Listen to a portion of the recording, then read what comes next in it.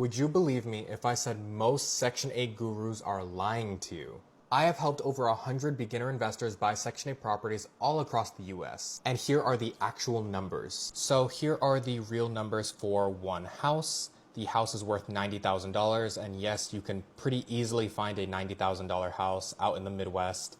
Go look at Cleveland, Birmingham, pretty much anywhere in Louisiana, anywhere in the Midwest, you'll find these homes 90K. And yes, they're gonna be in fantastic condition.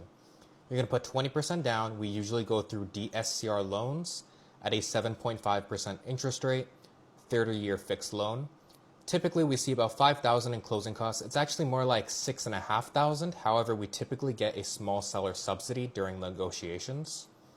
Then taxes, we're looking at about $1,200 per year. This is just averaged across the different locations. For example, Detroit is more like $1,200, Cleveland's more like $14, Birmingham's more like $8. So it's super location dependent, but averaged it's about $12. We then see insurance be about $800 per year. This also is affected if you're a first-time home buyer, this is your first investment, this is your first home in general, or if it's your 10th, you're going to get better rates. But we see an average of $800 per year. Maintenance, we like to put aside about 15% of the gross rents. That ends up being about $2,500 per year.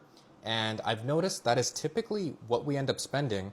However, it can actually be usually zero for the first year because, again, during negotiations while we're under contract, we also tend to get a seller paid home warranty for the first year, which will make your portion of the maintenance zero for the first year because the actual service charges we typically charge to the tenant. The rents we're seeing on average $1,400 a month through Section 8 and vacancy of 5%. Section 8 tenants tend to stay on average 6 years, which is twice as long as a regular tenant. And this one is optional, but you can hire property management for 10%. I actually don't like doing this because I think the average person does not need property managers unless they're at over 10 units. And that makes a total of a 23% ROI or $318 net, and that is including management. Without management, it is 29% ROI or $451 per month net.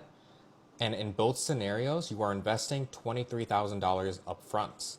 This is much, much lower than a regular rental and has ROIs that are pretty much over double what the S&P 500 will give. For anyone that wants a full, almost 4-hour tutorial on Section 8 investing, go ahead and go to my YouTube channel. The link is in my bio.